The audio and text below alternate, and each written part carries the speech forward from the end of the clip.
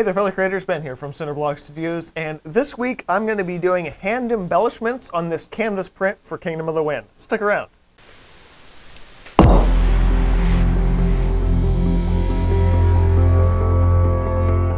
So, because it's me and because I get behind, as usual, I have a couple of days now before the book launch officially happens, although it'll be yesterday by the time you guys see this video. And I got this canvas print done of my Kingdom of the Wind piece that I did back in 2017, over here. See, now, the problem with this is that aside from me not wanting to sell the original, the canvas print has some level of deterioration, one, because of my camera, and two, because of the material itself. Now, I had planned on this originally. I knew it wasn't going to be absolutely perfect, so I'm going to take some of my brushes, some of my paints, and do hand embellishments. Well, technically all embellishments are hand embellishments. And clean it up, increase my darks a little bit in this one, and make it a one-of-a-kind original print. So stick around, and we're going to figure out how to do that, because I've never done one of these before. But I've seen it done before, so it should be interesting. Okay, so first things first, I'm taking the original piece and sitting it off to the side on an easel so I can see it and reference it. But far enough away that I'm not going to damage it while working on other stuff and working on the new version, the new piece.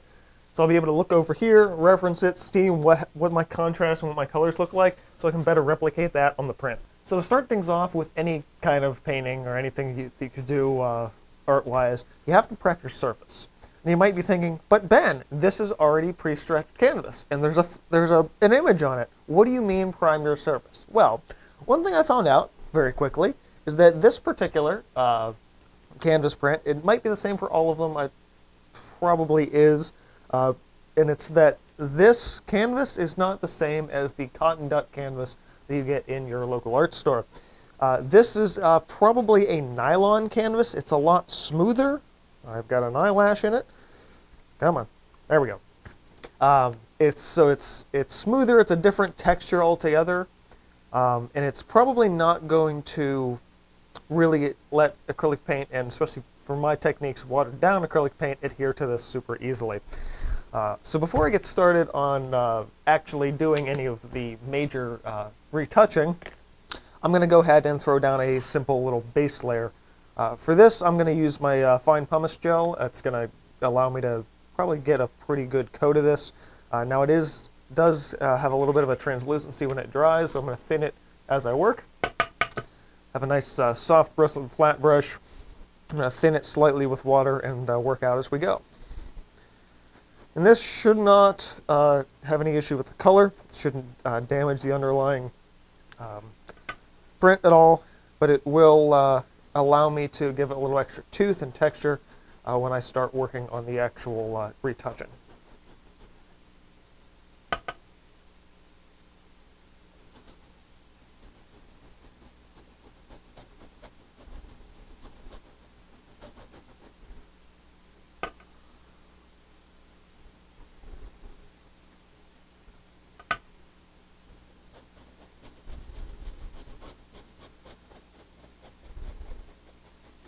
Once I get some in here, I will start to kind of remap and rework some of the texture of that piece so it doesn't look completely strange. So I don't want it just to be all vertical or all horizontal strokes. I'll actually kind of work in some of the idea of that texture in. So when I, again, doing the embellishments, things will look a little bit nicer that way. And it'll make it look like they belong rather than they're just slapped on there. Because the last thing I would want at this point, being this far into this project and this being sort of the last piece of the puzzle, I don't want everything to look like it's, oh, that was the last minute thing and they slapped it on there and it looks like crap. Just because this process is going to be relatively easy since all the hard work is done of painting the actual piece and having it replicated, does not mean that you end up, then being like, oh, well, it's easy, I don't have to try now. It's like, well, no. You do still need to have a little bit of a conscious effort to brush strokes and where you're going to be mapping that texture out.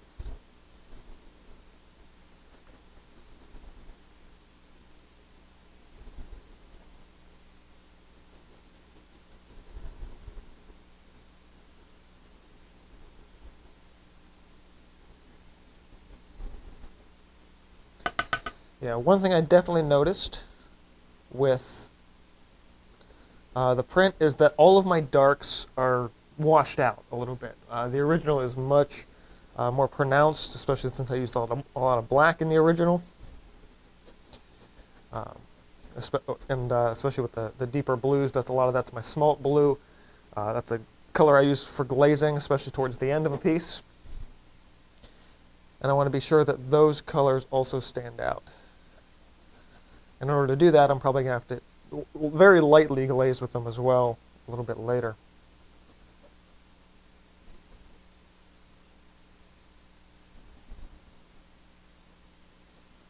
All right.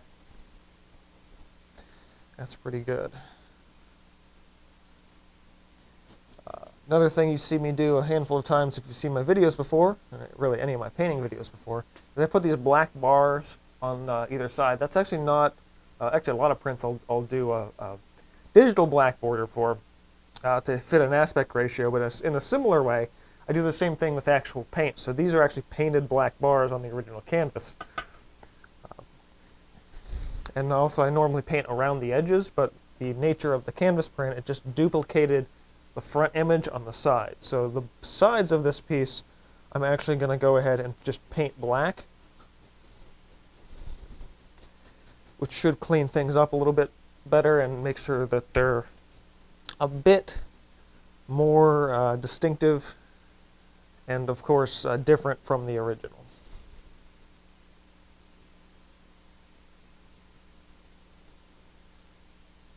Okay, so while the edges are still just a little bit wet, we can start focusing a little bit on some of the upper portions of the piece. That pumice gel gave me just enough texture to work with, which should be perfect. Now, with a piece that I did this long ago, you might be thinking, okay, how are you going to even remember what you were thinking in that piece? Well, the fun thing about this piece is that I actually use some fairly basic and standard techniques, at least for my particular work. They're things that I do quite often in almost every piece. And the colors in here are actually relatively simple. I can look at this pretty easily and determine what colors I was using. Also because I made a painting process video on it, and of course in doing so I can remember those colors because I made a video. So for this I'm going to go ahead and start by remapping out the black borders. Now normally I would tape this. Taping this would work if it was canvas, but we can fudge this a little bit, I think. I should be able to do this with just a straight edge and a paint marker, and since I use the paint marker color and the high flow, it actually has the same color in it, it'd be a lot easier to do this and a little less stressful on me. So, I'm going to go ahead and just line that up. Might be a little bit of loss here and there, but it's not the worst thing in the world.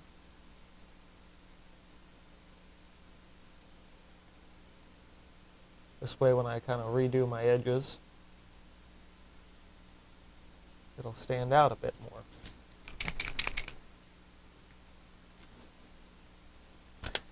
Go this way with this one.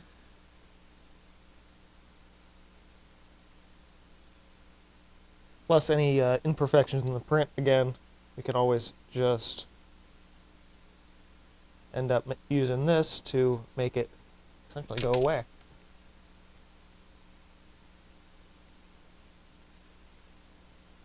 It's still a little tacky at the bottom there, that's alright. There it is. A little bit of a hiccup, that's alright. We can work with that later. Oop, yeah, still wet on the edges. But that should give me a decent start for this.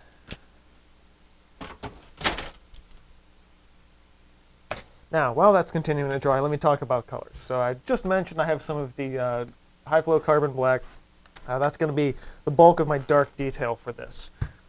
There's also the smalt hue. I use this for a lot of my shadow colors, a lot of what this original glazing blue for this shadow is here. That was that color.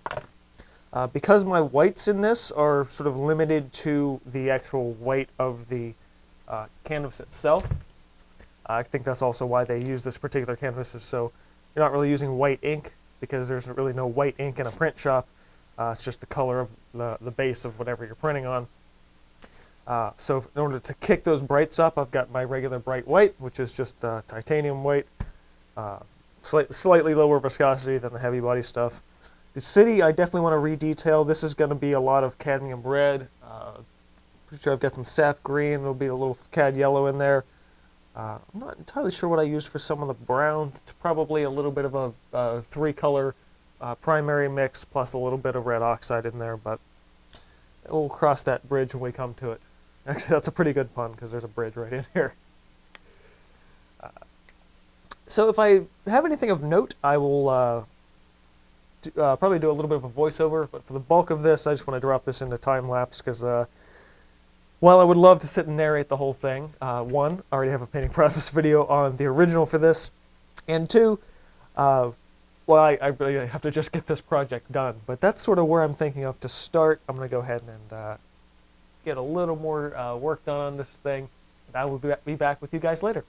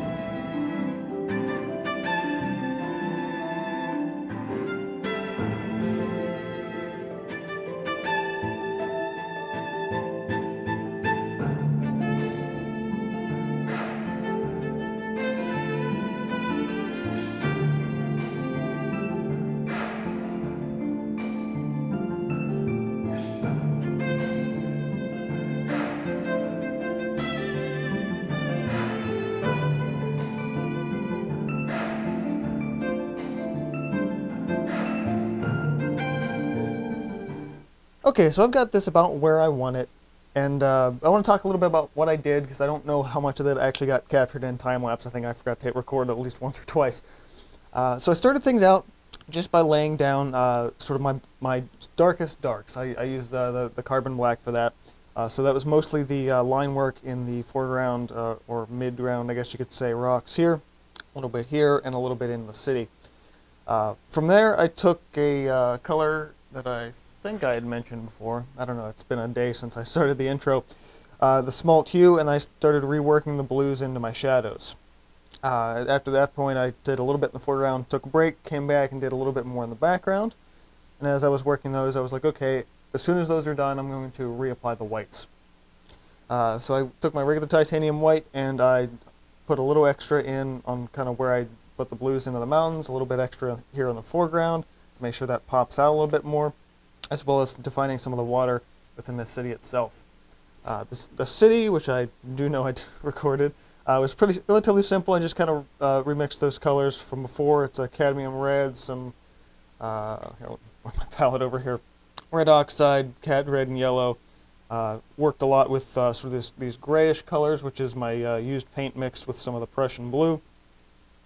And then it's a lot of just kind of back and forth, kind of dulling those colors out using that center to get these colors in here a little bit closer to where I wanted them. And I came back in with the black a little bit more as well, just to define those extra couple of lines, and gave a little bit more white to the center geyser in the middle. So that's pretty good with I think where this is. Also, sometime yesterday, I also sort of redefined my signature so you could read the signature and the date. And I cleaned up the black edges as I did before. Painted all of those edges black, so they are just simple and clean. So from this point forward, I'm actually going to just go ahead and hit this with a coat of my regular clear gloss coat, the way I would with any other painting. At that point, I'll probably write the title and like price on the back, since that's usually what my art manager wants from me. I'll be good to go. So that's it. This is the embellished Kingdom of the Wind print, which will be exclusively on sale down in Pittsburgh at Red Fishbowl Studios in Lawrenceville this week and going forward until it sells, I'm sure. Along with a number of pieces, including the books themselves, which are over in a box over there. I probably should have held one up, but you guys know what they look like at this point, especially after I did the giveaway for it. Those books are, again, like this and everything else, will be on sale both in the gallery and online at Red Fishbowl Studios, or just redfishbowl.com. That's where you can find a copy of the book, several of the pieces, and prints for this. Actually, the pieces are just going to be in the gallery, but the prints for this project will also be there alongside the books. Really excited about this. This is a whole long process of getting this project together, and the fruits of my labor are finally coming to fruition, so it's fantastic, and I'm just super excited to get this out in the world. Now, I do want to mention that because this was sort of a tutorial, sort of a tip video, that a lot of what I did in my process came directly out of a channel that I watch here on YouTube, and that is a guy, his channel is Baumgartner Restoration. He's an art conservator, really cool stuff. Of course, a lot of his stuff is retouching paintings, cleaning off old varnish and surface grime and chipping away at the problems. Well, oftentimes, if it's a wood panel, he's gluing stuff back together and restoring very old work to its original glory. Actually, been learning a lot from his channel, despite the fact that I'm not a conservator, but I'm picking up a lot of things in the way his process works and the way he cares for his not his pieces, but his clients' pieces, is allowing me to make better decisions for my own work going forward. And this particular work, in this particular embellishments on these prints, I was reminded of how he does his touch-ups on his paintings. So I mostly used like a liner brush and a relatively small flat for the bulk of this, which I'm sure you saw in the time lapse. I didn't want to encroach on the work that I had already done. I just kind of bringing up some other colors up, adjusting texture and adjusting sheen in a lot of ways with adding the extra paint to this. So I wasn't gonna try and overpaint or damage the work underneath by adding something extra that wasn't originally there. But I just want to try my best, since I also had the other piece off to the side, was to match as best as I could to the original without completely repainting the entire thing. Because this is just embellishments, it's not doing the whole thing over again. So I've hopefully will have linked his channel in the description box below. If not, remind me to do so. But you can also just search like art restoration. You can probably find his videos up there. Really, really good videos. Highly recommend that guy. But that's it for this week. I got to get this thing gloss coated and set aside for Friday. But I'm very excited to have all this come together. I said all that stuff already. I don't need to re-ramble on that. But that's it for me this week. Thanks, guys, for watching. Keep on creating, and this has been from Cinder Studios, and I'll see you guys next time.